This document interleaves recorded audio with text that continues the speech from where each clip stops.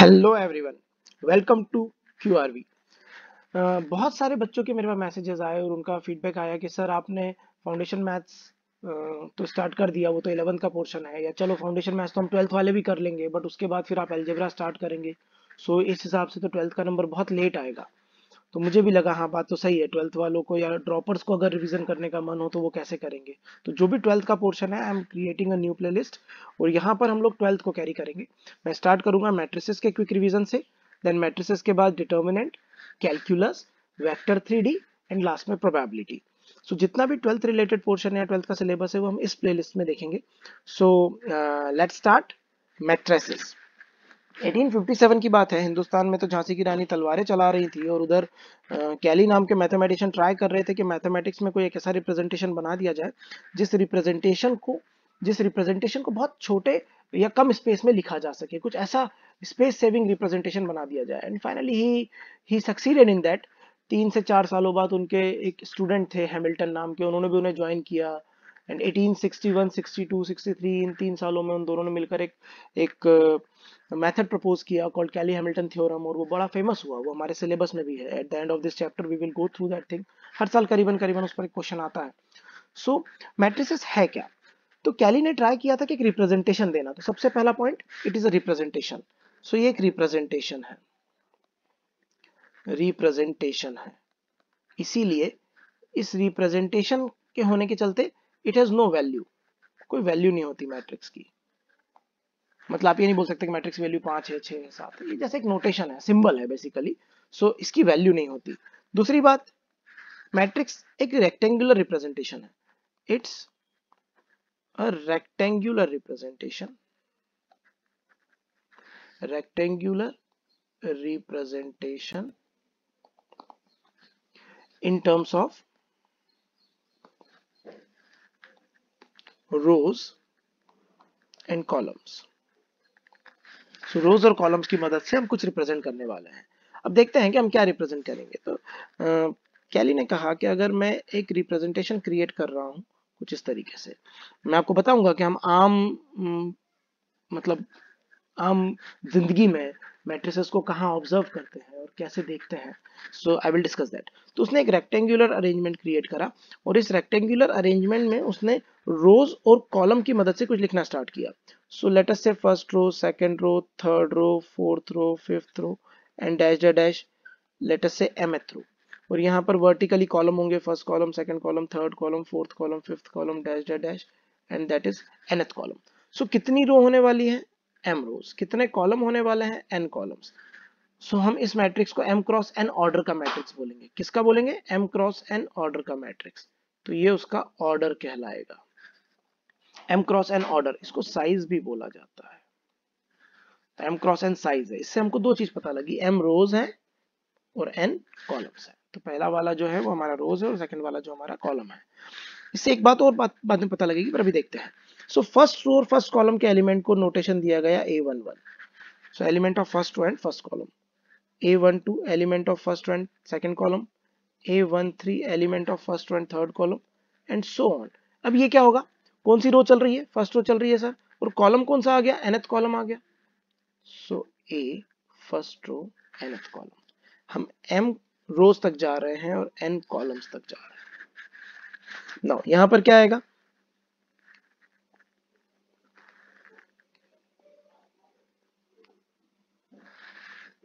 यहां पर आएगा सेकंड रो के लिए।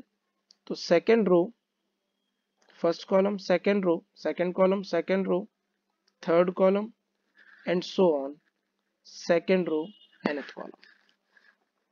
ऐसे ही third row, first column, third row, second column and so on, third row, nth column. Similarly जब हम mth रो पे पहुंचेंगे तो mth row first column, mth row second column and finally mth row, nth column. So these are the elements. अब सवाल उठता है कि ये एलिमेंट्स कैसे कैसे हो सकते हैं सर? ये जो एंट्रीज हैं इनको एंट्रीज या एलिमेंट्स बोलते हैं। तो क्या क्या नाम है?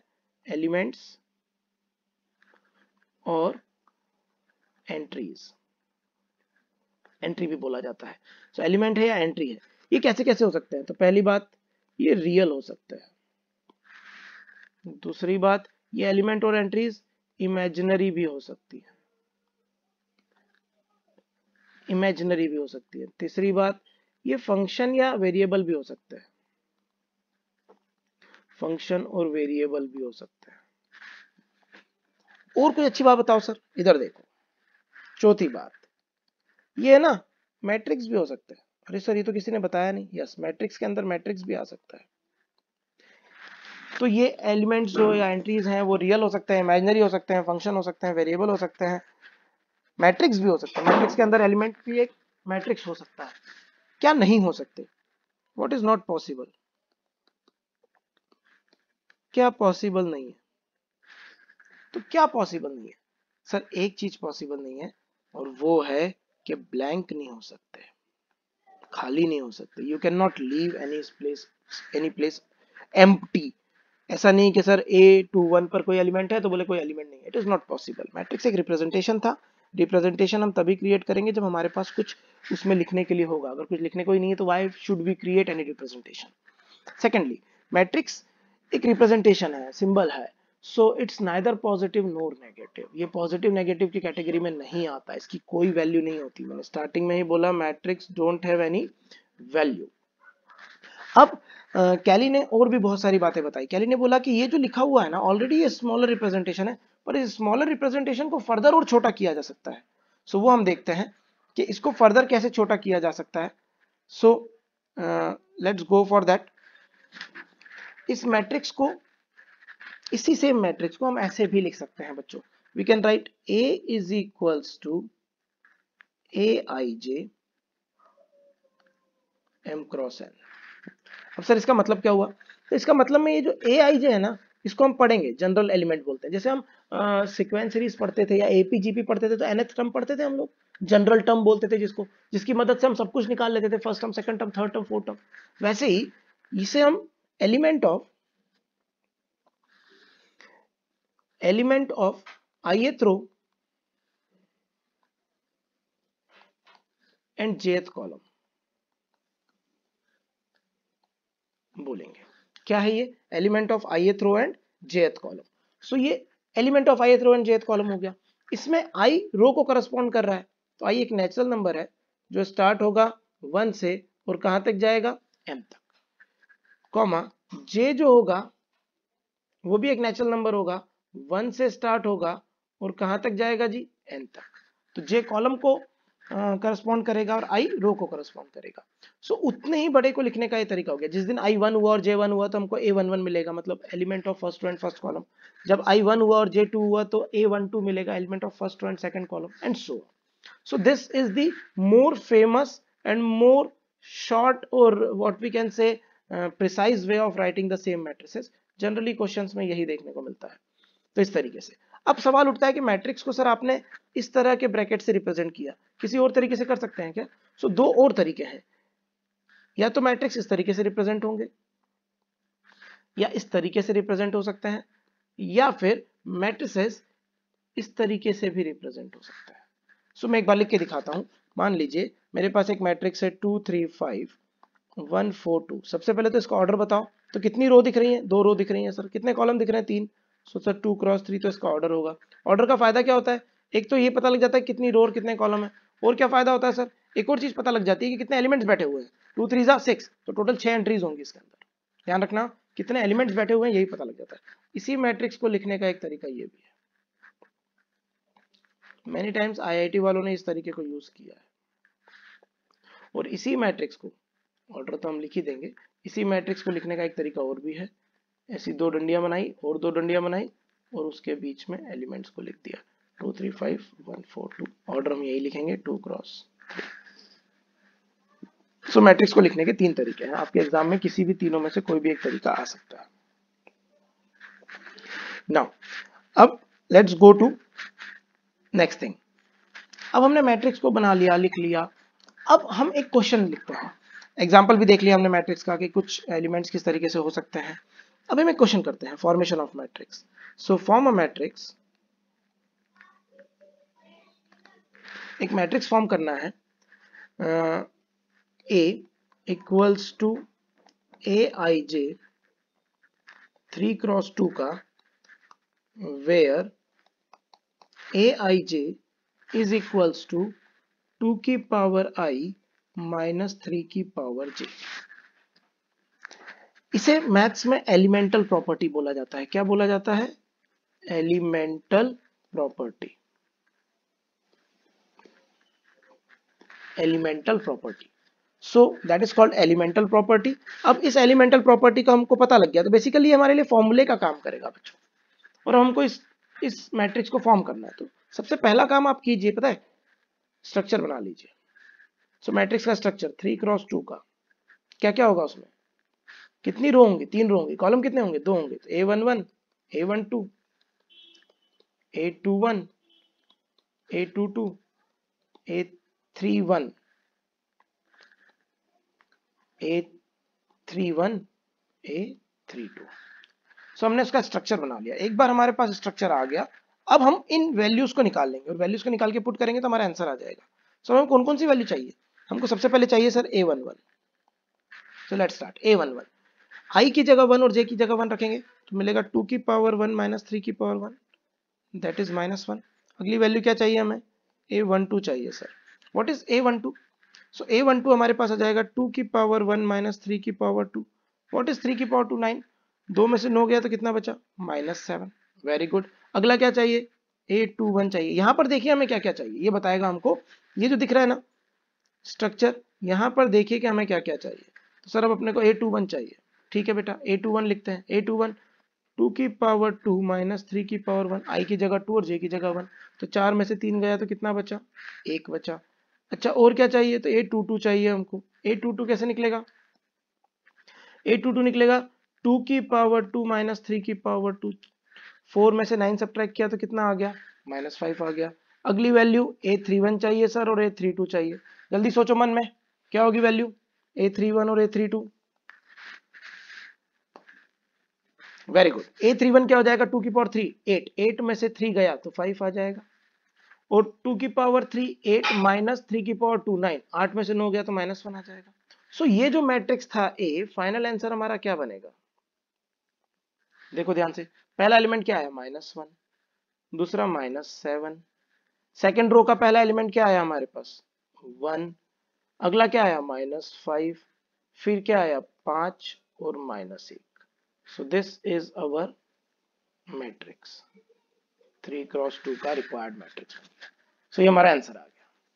This is called formation of matrix. आपको एलिमेंटल प्रॉपर्टी दी होगी, और उस एलिमेंटल प्रॉपर्टी के दम पर और स्ट्रक्चर के दम पर आप उस मैट्रिक्स को सॉल्व कर लोगे या फॉर्म कर लोगे। सो फॉर्म ऑफ मैट्रिक्स का क्वेश्चन आता है, तो ये बोर्ड एग्जाम में जनरली आता रहता है। कंपटीशन में I don't expect such question के कंपटीशन के लिए बहुत बढ़िया बढ़िया कॉन्सेप्ट्स आने वाले हैं आगे, जहां पर क्वेश्चंस रेज होते हैं, बट अंडरस्टैंडिंग के लिए ये वाला पार्ट पढ़ना जरूरी था। Let's go to next page. So अब हमने फॉर्मेशन सीख लिया, और क्या हो सकता है? सो वो हमसे एक क्वेश्चन और दे सकता है, और इस क्वेश्चन में वो हमसे बताएगा कि नंबर ऑफ एलिमेंट्स इतने हैं, तो बताओ कितने डिफरेंट ऑर्डर पॉसिबल है।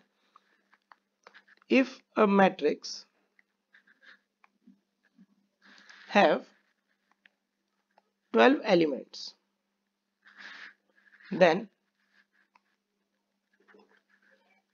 how many different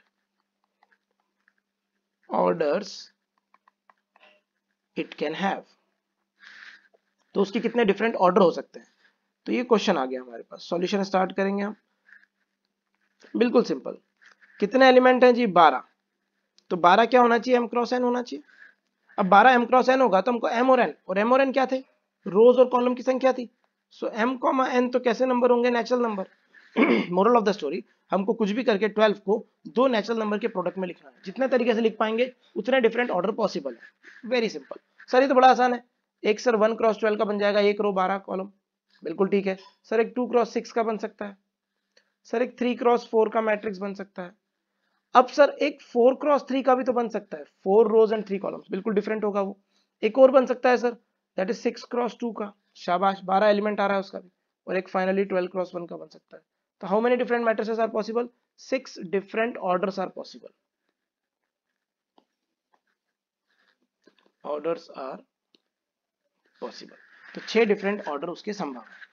अगर इस टाइप का कोई क्वेश्चन आ जाए तो नंबर ऑफ एलिमेंट्स दे दे। अब जरा अपन एक जल्दी से करते हैं। एक मैट्रिक्स है, उसके 81 एलिमेंट्स हैं। मान लेते हैं ये ए पार्ट था और ये बी पार्ट है। सो 81 एलिमेंट्स हैं, तो 81 एलिमेंट्स के साथ कितने ऑर्डर हो सकते हैं, नंबर ऑफ ऑर्डर सोचे। 1 क्रॉस 81 हो सकता है, उल्टा कर दो 81 क्रॉस 1 हो सकता है, 9 क्रॉस 9 हो सकता है, और कुछ हो सकता है क्या, 27 क्रॉस 3 भी तो हो सकता है गुरुजी। यस बच्चों, और 3 क्रॉस 27 भी तो हो सकता है। सो 1 2 3 4 5 कितने आ गए, नंबर ऑफ ऑर्डर कितने हो गए, 5 ऑर्डर पॉसिबल है। Very good. So we have 5 different orders possible with this situation. हमने ये भी सीख लिया कि मैट्रिक्स के पास नंबर ऑफ एलिमेंट्स दिए हो तो ऑर्डर कैसे निकाले जाते हैं। अब एक और क्वेश्चन बनता है इसी के ऊपर, और वो क्वेश्चन है, वो बोलेगा if elements of a matrix A is equals to Aij 2 cross 3 are either 5 or 7। So element या तो 5 होगा या 7 होगा, then how many matrices can be formed. और म्यूटेशन कॉम्बिनेशन के साथ हाइब्रिड किया मैट्रिक्स को, then how many matrices can be formed. तो कितने मैट्रिक्स बन सकते हैं, तो बड़ा इजी है क्वेश्चन। हम सबसे पहले स्ट्रक्चर बना लेंगे, और स्ट्रक्चर में इस बार हम ब्लैंक छोड़ देंगे क्योंकि हमको एलिमेंट्स फिल करना है। तो परमुटेशन कॉम्बिनेशन का हम यूज करेंगे, यहाँ पर ऑप्शंस काउंट करेंगे और देखेंगे कि कितने मैट्रिक्स बन सकते हैं। तो हमारे पास 2 रो हैं और 3 कॉलम है, तो पहला एलिमेंट, दूसरा, तीसरा, 3 कॉलम हो गए और ये 2 रो हो गई। सो 2 क्रॉस 3 का हमने एक ब्लैंक स्ट्रक्चर क्रिएट कर लिया मैट्रिक्स का। मान लीजिए हमारा ए है। अब इस वाली पोजिशन के लिए मेरे पास कितने ऑप्शन है, इस वाली पोजिशन के लिए सर आपके पास 2 ऑप्शन है, या तो 5 आएगा या 7 आएगा। तो वेरी गुड, फर्स्ट पोजीशन के लिए कितने ऑप्शन हुए, 2 ऑप्शन, ओपीटी मतलब ऑप्शन। इस पोजीशन के लिए भी कितने ऑप्शन है, 2 ही ऑप्शन है सर, 5 या 7 में से कुछ भी आ सकता है। इस पोजीशन के लिए भी हमारे पास 2 ही ऑप्शन है, इसके लिए भी 2, इसके लिए भी 2, इसके लिए भी 2। अब कुछ बच्चों को डाउट रहता है कि सर मल्टीप्लाई करना है या ऐड करना है, 2 + 2 + 2 + 2 6 बार ऐड करें या मल्टीप्लाई करें। तो सुनो, मल्टीप्लाई तब किया जाता है जब तक ऑपरेशन करने पर जॉब डन ना हो। क्या सिर्फ ये वाला ऑपरेशन करने से पूरे 6 एलिमेंट फिल हो जाएंगे, नहीं सर। क्या ये भी करना पड़ेगा, हाँ सर। क्या ये भी फिल करना पड़ेगा, हाँ सर। क्या ये भी फिल करना पड़ेगा, हाँ। सो दीज ऑल ऑपरेशंस मुझे एक साथ करने होंगे। If I have to perform 5 operations to complete a job, then I will multiply the number of ways of performance of those operations to get the job done। मतलब अगर मुझे किसी job को करने के लिए 5 ऑपरेशन करने पड़ रहे हैं, तो उन 5 ऑपरेशन को करने के जो तरीके हैं उनको आपस में मल्टीप्लाई करना पड़ेगा। सो यहां पर मल्टीप्लीकेशन प्रिंसिपल फंडामेंटल प्रिंसिपल लगेगा, और मल्टीप्लीकेशन प्रिंसिपल से आंसर आएगा नंबर ऑफ मैट्रिसेस। कितने बना सकते हो, 2 इंटू 2 इंटू 2, जब तक जॉब डन ना हो keep on multiplying, simple law है। सो 2 की पावर 6, 2 की पावर 6 कितना होता है बच्चों, 64। सो कितने मैट्रिक्स बन सकते हैं, 64 मैट्रिक्स बन सकते हैं।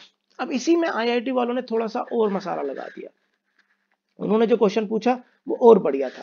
बट इसी का उस क्वेश्चन पे जाने से पहले एक और चीज करते हैं। अगर इस क्वेश्चन में ऑर्डर हमारे पास होता, मान लो ये ए पार्ट था हमारा और ये बी पार्ट है, और मान लो ऑर्डर होता 4 क्रॉस 5 का, तो टोटल कितनी प्लेसेस बनती, 20 प्लेसेस बनती है। 1 2 3 4 5, 1 2 3 4 5, 1 2 3 4 5, 1 2 3 4 5।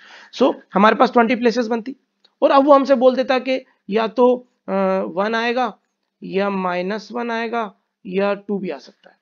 ठीक है, अब ऑप्शंस कितने हो गए हमारे पास, हर प्लेस के लिए 3 ऑप्शन हो गए। टोटल कितनी प्लेसेस है, 20। तो आंसर कितना आएगा, 3 into 3 into 3 dash dash dash, कितनी बार, 20 times. How many times, 20 times. तो आंसर आ जाता 3 की पावर 20। इतने बन सकते थे, इतने मैट्रिसेस बन सकते थे। पर आईआईटी वालों ने थोड़ा सा और उसको कॉम्प्लिकेट किया, थोड़ा सा और बढ़िया क्वेश्चन क्रिएट किया। नाउ व्हाट दे सेड, उन्होंने बोला a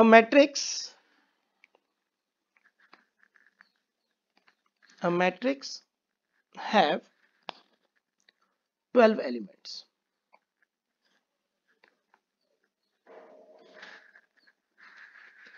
and elements can be an alphabet of English alphabetical system. Alphabetical system. English alphabetical system का एक अल्फाबेट है, ठीक है सर। रेपिटेशन अलाउड है। How many matrices can be formed?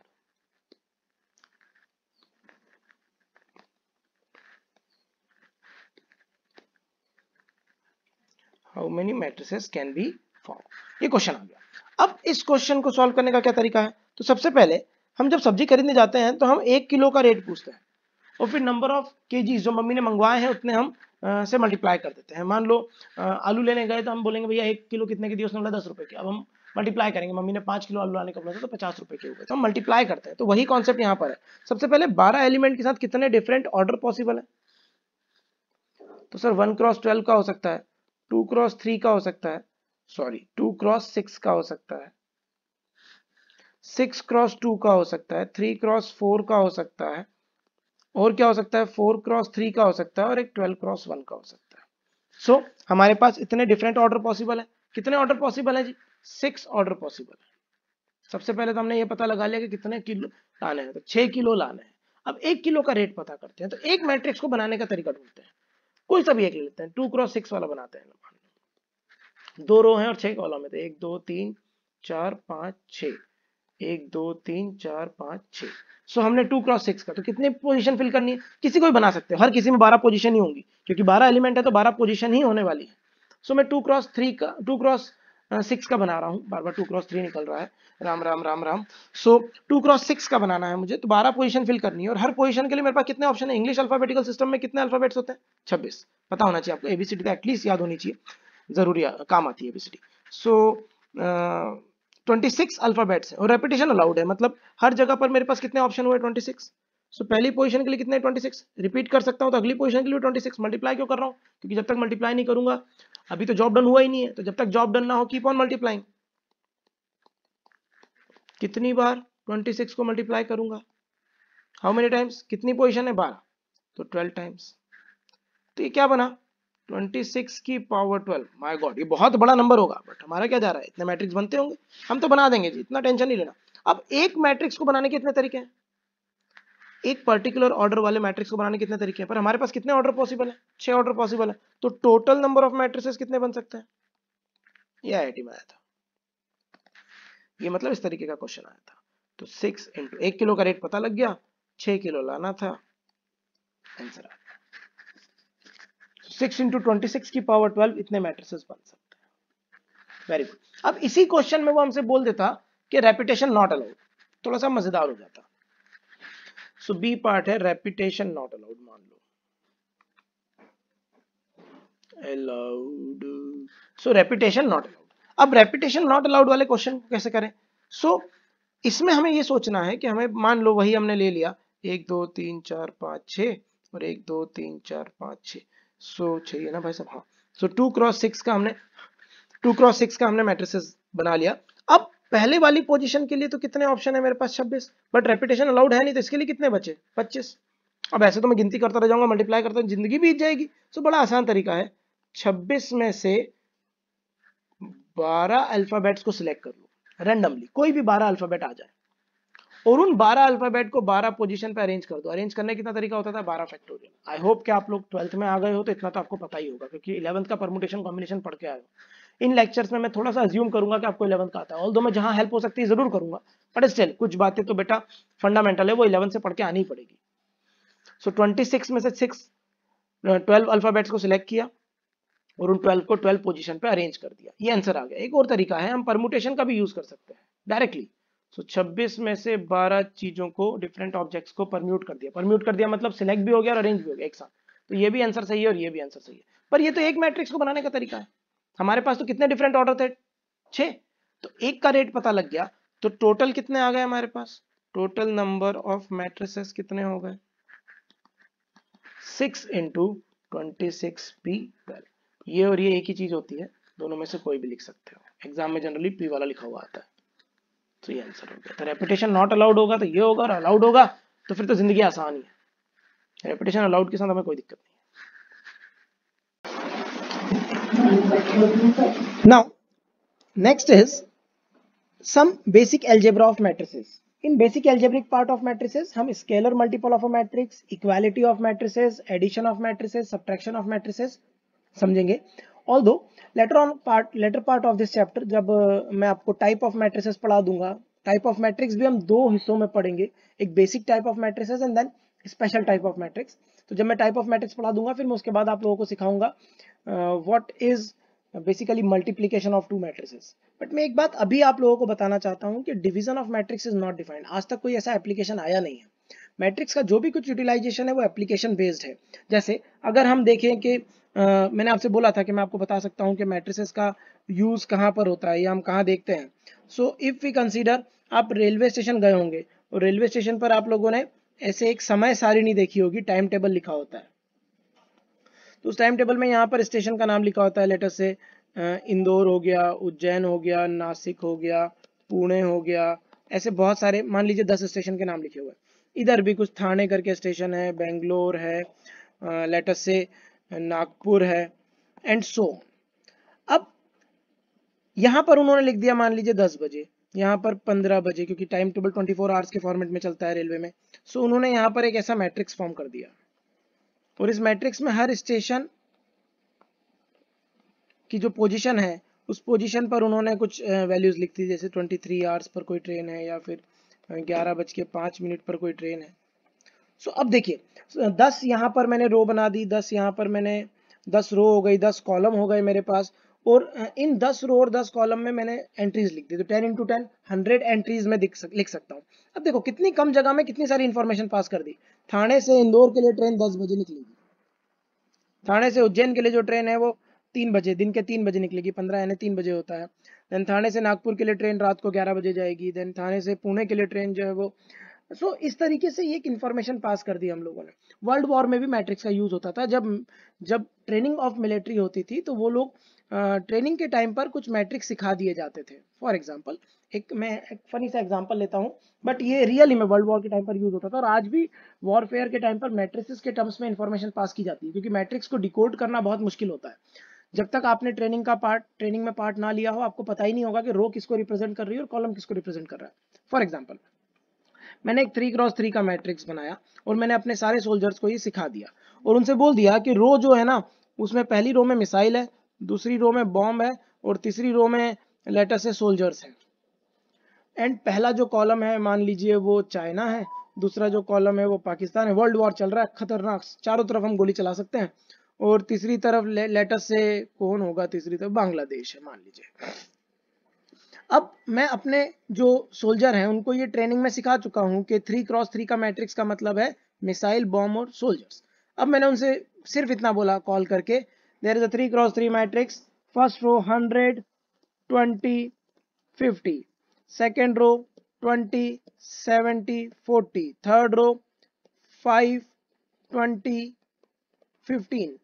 अब इतना बोल के मैंने ओवर एंड आउट कर दिया। अब आप सोचिए कि सामने वाला कभी डिकोड ही नहीं कर सकता, उसे क्या पता कि चाइना की तरफ 100 मिसाइल्स आ रही हैं, 20 बॉम्ब आ रहे हैं, 5 सोल्जर घुसे हैं आपकी कंट्री में, पाकिस्तान की तरफ हमने 20 मिसाइल, छोटा है ना पाकिस्तान वैसे ही, हम कोई दिक्कत है नहीं ज़्यादा हमको उससे, सो मिसाइल 20 में ही काम चल जाएगा, बॉम्ब 70 फेंक दिए, बॉम्ब ठीक है छोटा होता है, छोटे लोगों के लिए यही किया जा सकता है, एंड देन सोल्जर हमने 20 भेज दिए उनकी तरफ, 20 सोल्जर तो पूरा पाकिस्तान तबाह करके आ जाएंगे। नाउ मिसाइल हमने 50 भेज दी, बॉम्ब हमने 40, सोल्जर हमने 15 बांग्लादेश की तरफ। सो पॉइंट इज कि ये डिकोड नहीं कर सकता जब तक कि ये चीज ना पता हो। तो मैट्रिसेस की इस तरीके से एप्लीकेशंस रियल लाइफ में हो सकते हैं। बाकी जो फर्दर एप्लीकेशन है जो रियली में बहुत मैटर करते हैं वो एप्लीकेशन पे, चलो फनी सा एग्जांपल था, रियली में जो मैटर करते हैं वो इक्वेशन सॉल्विंग में काम आता है। ये 4 वेरिएबल, 5 वेरिएबल, 10 वेरिएबल की इक्वेशन अगर आप कंप्यूटर में डालते हो तो वो मैट्रिक्स मेथड से इसको सॉल्व करता है। सो कंप्यूटर अपना इनपुट भी मैट्रिक्स फॉर्म में लेता है, क्योंकि स्पेस सेविंग ही मेन क्राइटेरिया हुआ करता था। जो बेसिक प्रोग्रामिंग ऑफ कंप्यूटिंग है उसमें हम लोग स्पेस की ही वैल्यू होती थी। आज भी आप एप्पल का फोन देखो तो 64 GB का प्राइस अलग है, 256 GB का प्राइस अलग है। तो मेमोरी की वैल्यू है, मेमोरी के चलते वो जो प्राइस ऑफ मोबाइल है वो चेंज होता रहता है। So let us go for some basic algebra of matrices. उसमें सबसे पहला है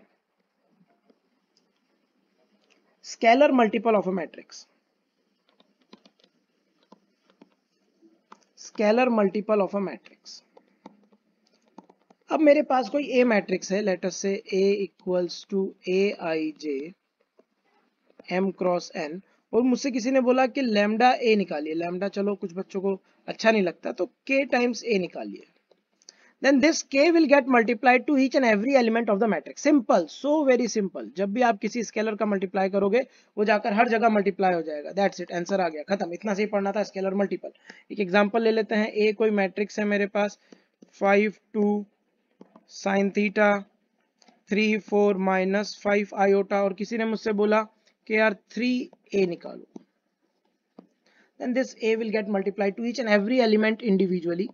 So 15 हो जाएगा, 6 हो जाएगा, 3 sin थीटा हो जाएगा, देन 9 आ जाएगा हमारे पास, 12 आ जाएगा, माइनस 15 आयोटा आ जाएगा। So this is scalar multiple of any matrix. It is a simple article जिसमें आप किसी भी कांस्टेंट का मल्टीप्लाई करते हैं तो वो अंदर जाकर सारे एलिमेंट्स में मल्टीप्लाई हो जाएगा। क्या सर हम जीरो का मल्टीप्लाई कर सकते हैं? Any means any. So sir के के बारे में बता दीजिए, के क्या हो सकता है? So K belongs to a complex number. It can be any real quantity, imaginary quantity, it can also be a variable, it can also be a function. आप कुछ भी मल्टीप्लाई कर सकते हैं, फुल फ्रीडम है जो भी आप मल्टीप्लाई करेंगे। Not only numbers, you can also multiply some function. जैसे साइन थीटा का मल्टीप्लाई करते हैं तो हर जगह अंदर जाकर साइन थीटा का मल्टीप्लाई हो जाएगा, और you can multiply some with variable. So this goes like this. Now next is equality of matrix. तो इक्वल मैट्रिक्स क्या होते हैं? Two matrices A and B will be called equal matrices if and only if, पहली बात, they have same order, their number of rows and number of columns will be exactly equal। पहली बात, अभी भी equality confirm नहीं होती है। दूसरी बात भी करनी पड़ेगी, the corresponding elements in both the matrices should be equal। corresponding element मतलब उसका A11 और सामने वाले का A11, दोनों का A11 पोजीशन मतलब फर्स्ट रो फर्स्ट कॉलम का एलिमेंट सेम होना चाहिए, सेकंड रो सेकंड कॉलम का एलिमेंट सेम होना चाहिए, फर्स्ट रो सेकंड कॉलम का, मतलब जितने भी एलिमेंट्स बैठे हुए हैं एक तो ऑर्डर सेम हो और उनके अंदर बैठे हुए एलिमेंट्स भी सेम। तो मान लीजिए कोई A मैट्रिक्स है Aij m cross n order का, और एक B मैट्रिक्स है मेरे पास Bij m cross n order का, और मैंने बोल दिया अगर A matrix, if A matrix is equals to B matrix, अगर A मैट्रिक्स B मैट्रिक्स के बराबर है, then this implies Aij is equals to Bij for all possible I and J। I और J की जितनी पॉसिबल वैल्यू है, for all I and J उनके corresponding elements भी बराबर होंगे। मतलब element of ith row jth column in first matrix must be equals to element of ith row and jth column of second matrix. This is simply called equality. एक छोटा सा example देखते हैं। एक A मैट्रिक्स मैंने ले लिया 2 3x 5 7, और मैंने एक B मैट्रिक्स ले लिया 4p 10 11k और 7, और मैंने बोल दिया कि ये दोनों मैट्रिक्स इक्वल है। तो सबसे पहले हमको चेक करना होगा क्या ऑर्डर सेम है। यस सर, ऑर्डर सेम है, दोनों का ऑर्डर 2 क्रॉस 2 है। Then if A equals to B, then this implies corresponding elements equal होने चाहिए। so this implies 2 is equals to 2 is equals to 4p, एक बात। 5 is equals to 11k, दूसरी बात। 3x is equals to 10, तीसरी बात। और चौथी बात क्या हुई बंधुओं? 7 तो 7 के बराबर है। पर सर अगर यहाँ बाय चांस 7 की जगह 8 लिखा होता तो ये वाली जो पोजीशन दिख रही है आपको, ये वाली पोजीशन, इसके एलिमेंट अनइक्वल हो जाते, और ऐसा होते से हम इक्वालिटी का बोल देते कि दे आर नॉट इक्वल। मतलब पॉसिबल ही नहीं है, सारे करस्पॉन्डिंग एलिमेंट्स बराबर होने चाहिए। यहाँ पर वेरिएबल थे इसलिए कोई दिक्कत नहीं है, वेरिएबल की वैल्यू आ जाएगी इससे। सो p कितना आ गया हाफ, k कितना आ गया 5/11, x कितना आ गया 10/3, और 7 तो 7 के बराबर है। तो ये हमने, अगर दो मैट्रिक्स इक्वल है तो हमने इस टाइप का क्वेश्चन एक सॉल्व कर लिया। नाउ इक्वालिटी ऑफ मैट्रिक्स से आगे बढ़ते हैं एडिशन ऑफ मैट्रिसेस।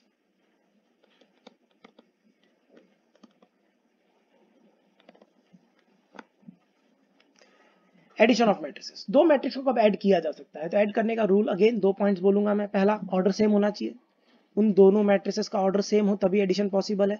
अगर दोनों का ऑर्डर सेम है तो we call it conformable for addition. क्या वर्ड यूज करेंगे? Conformable for addition.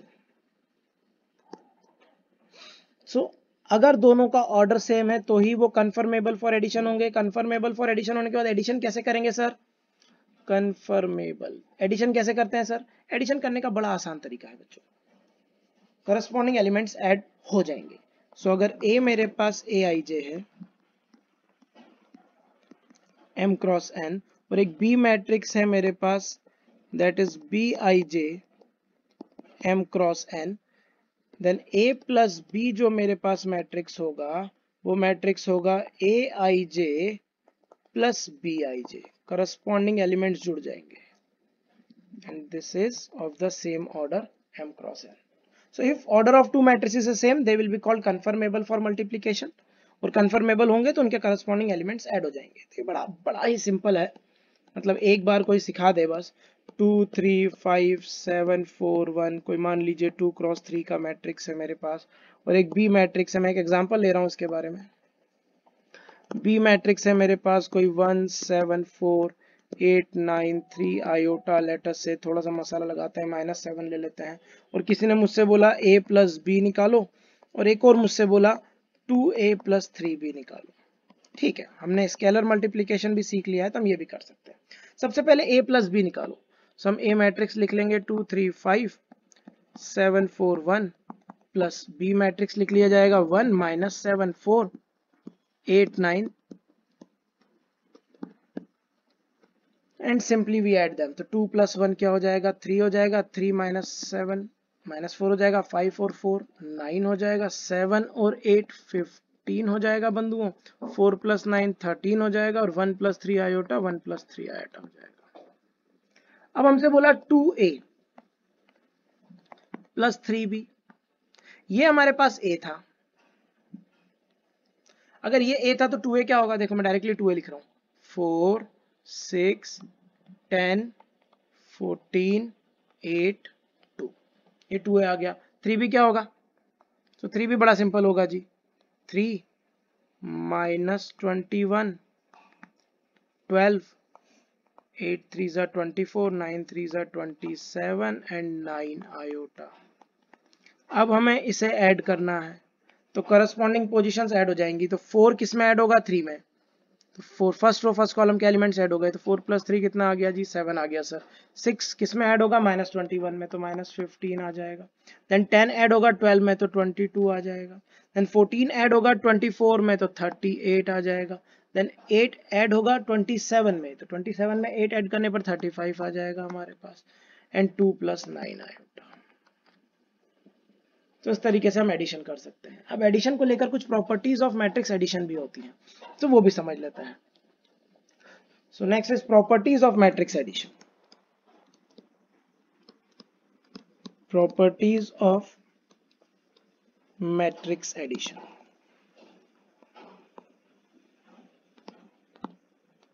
So matrix addition की प्रॉपर्टीज समझते हैं। पहली प्रॉपर्टी ये कहती है कि a प्लस बी, मान लेते हैं ABC 3 मैट्रिक्स है सेम ऑर्डर के, ABC इक्वल ऑर्डर के हैं, या मैं बोल सकता हूं कन्फर्मेबल फॉर एडिशन है, इक्वल ऑर्डर के हैं तो कन्फर्मेबल है, तो मुझे कोई टेंशन नहीं है। देन पहली प्रॉपर्टी बोलती है a plus B is always equals to b plus a। This law is called commutative law. So matrix addition follow commutative law. So commutative होते हैं, commutative for addition, matrix addition is commutative, ऐसे word use किए जाते हैं। दूसरी property क्या कहती है? दूसरी प्रॉपर्टी कहती है a plus B plus C is always equal to, किसी को भी पहले जोड़ा जा सकता है, a plus B plus C. Such property is called associative law, associative. So matrix addition is associative. फिर तीसरी प्रॉपर्टी बोलती है डिस्ट्रीब्यूटिव, तो किसी भी कांस्टेंट को डिस्ट्रीब्यूट किया जा सकता है, तो a plus B is equals to K A plus K B, called distributive law.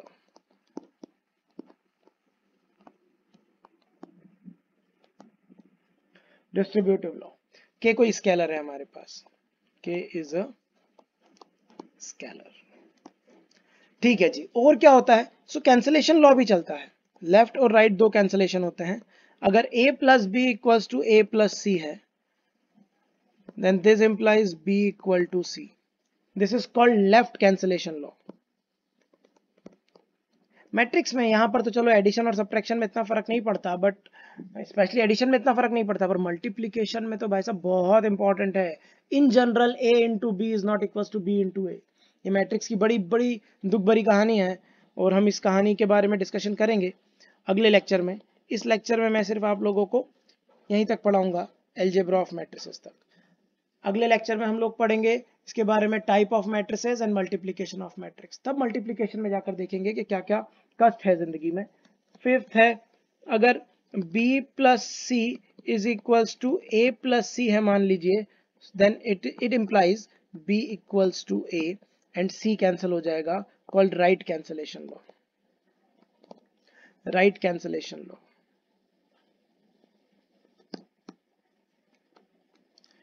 Right cancellation law.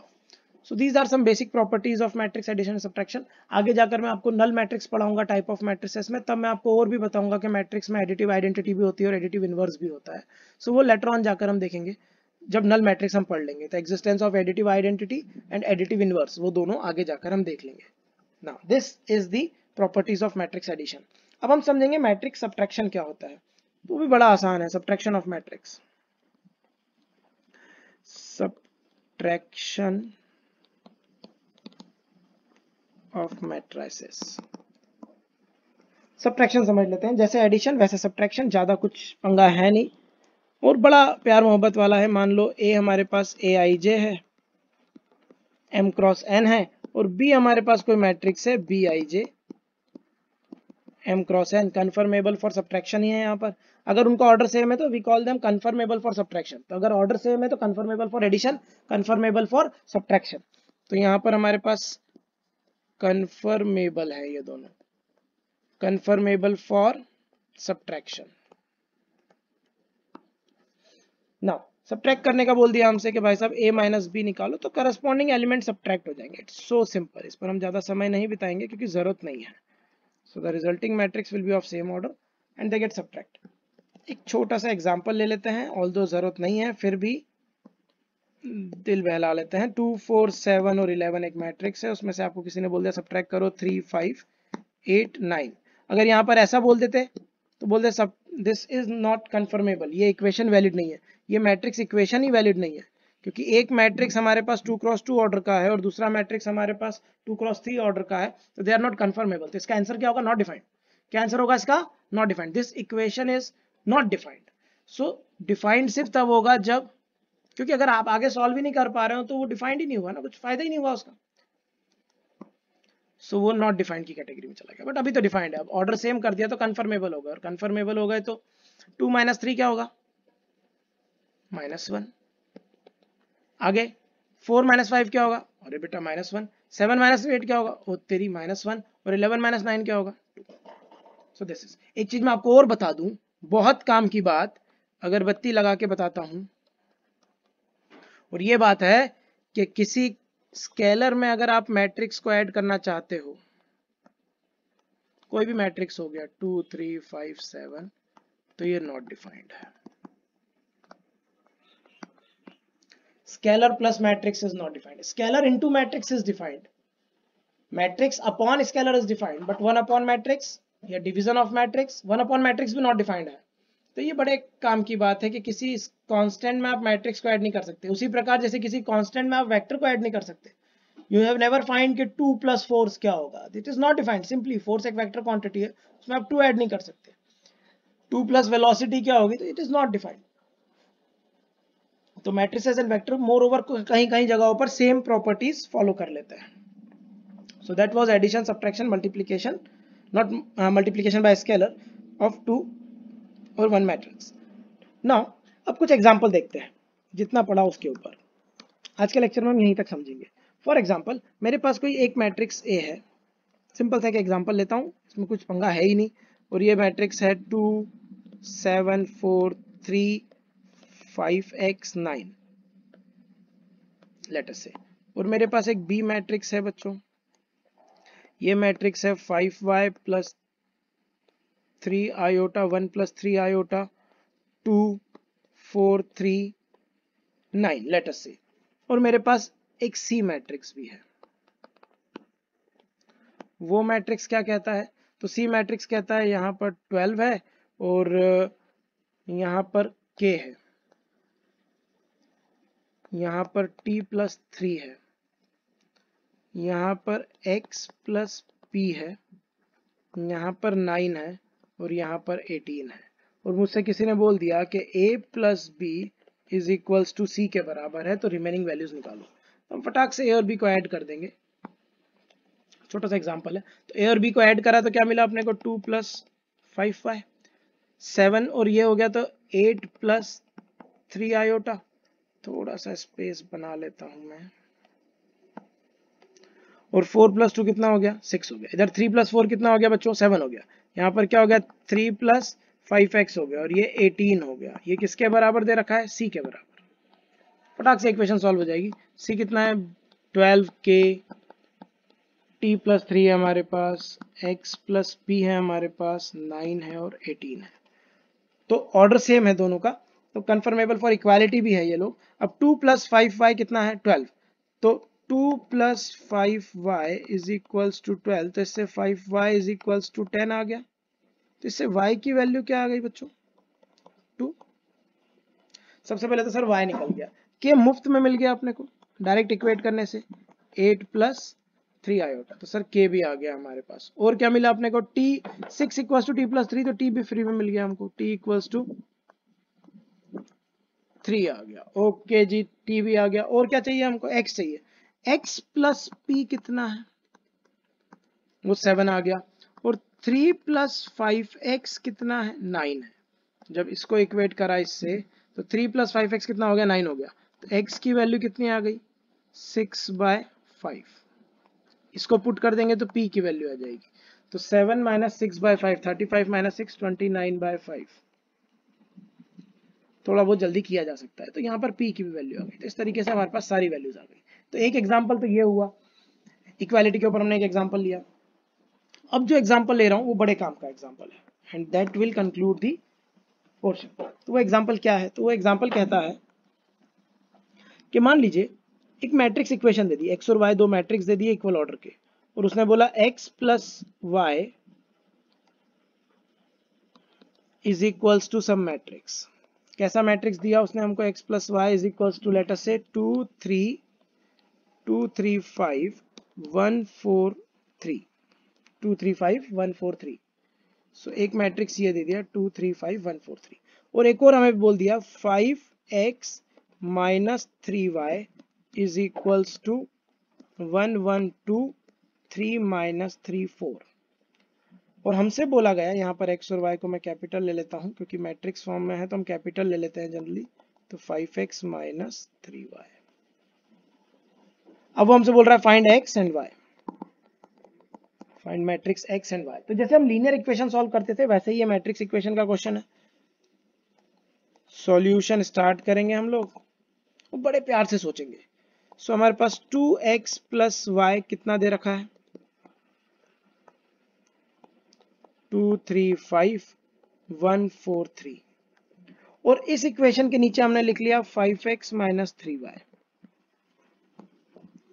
तो वो कितना हो गया? 1 1 2 3 माइनस 3 4। Very good. अब हम चाहते हैं x की वैल्यू आ जाए। फिर यही छोटी सी गलती मैं कर रहा हूं, x और y कैपिटल है मेरे पास। चलो गलती सुधार ली गई है ना। अब मुझे चाहिए x की वैल्यू, तो मैं क्या करता हूं? बड़ा सिंपल सा काम करता हूं। यहाँ पर y है और यहाँ पर 3y है, तो मैं इस इक्वेशन में, पूरी इस इक्वेशन में किसका मल्टीप्लाई कर लेता हूं? 3 का। जब 3 का मल्टीप्लाई करूंगा तो मुझे क्या मिलेगा? 6x plus 3y is equals to 3 का मल्टीप्लाई यहाँ पर भी हो जाएगा, लेफ्ट हैंड साइड भी होगा, राइट हैंड साइड भी। तो क्या बना? 6 9 15 एंड देन 3 देन 12 देन 9। अब मैं इन दोनों इक्वेशन को ऐड कर लेता हूं। जब मैंने ऐड किया बच्चों, तो व्हाट आई हैव गॉट, जब ऐड किया तो 6x प्लस 5x कितना हो गया जी? 11x is equals to, so 11x is equals to, y तो कैंसिल हो गया, यहाँ पर ही दोनों चीजें ऐड हो गई, तो पहली रो और पहले कॉलम का एलिमेंट क्या बन जाएगा, 1 + 6 7, वेरी गुड। फिर 1 + 9 10 हो जाएगा, शाबाश। फिर 2 + 15 17 हो जाएगा, देन 3 + 3 6 हो जाएगा, और -3 + 12 9 हो जाएगा, और 3 + 4 13 हो जाएगा। और अब मैं 11 से डिवाइड कर दूंगा तो मेरे पास x नाम का मैट्रिक्स आ जाएगा। सो क्या होगा, x नाम का मैट्रिक्स, हर एलिमेंट 11 से डिवाइड हो जाएगा, तो 7/11, 10/11, 17/11, 6/11, 9/11 and finally 13/11.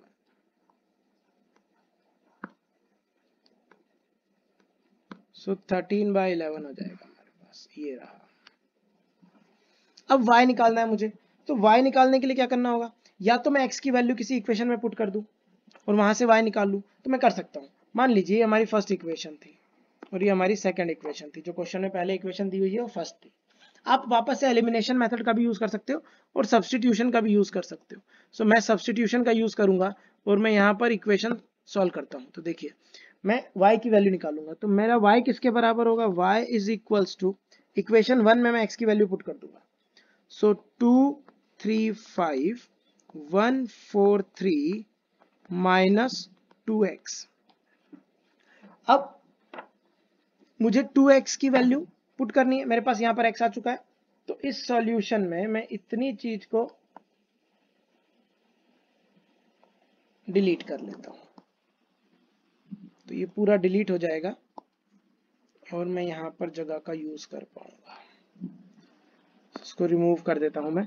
अब मेरे पास आ गया capital Y is equals to 2 3 5 1 4 3 minus 2 times x, ये रहा x हमारे पास, तो क्या हो जाएगा 14/11, कॉस्मेटिक चेंजेस हैं, 20/11, देन 17 2 34/11, वेरी गुड, 12/11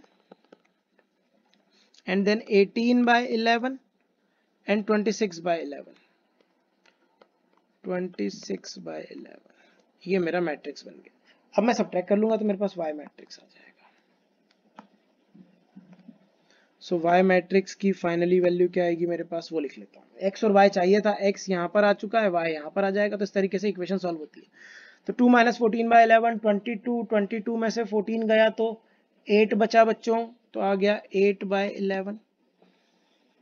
अब 33 में से 20 गया तो क्या बचा, 13/11, वेरी गुड। 55 में से 34 गया तो 21 बचा, तो 21/11।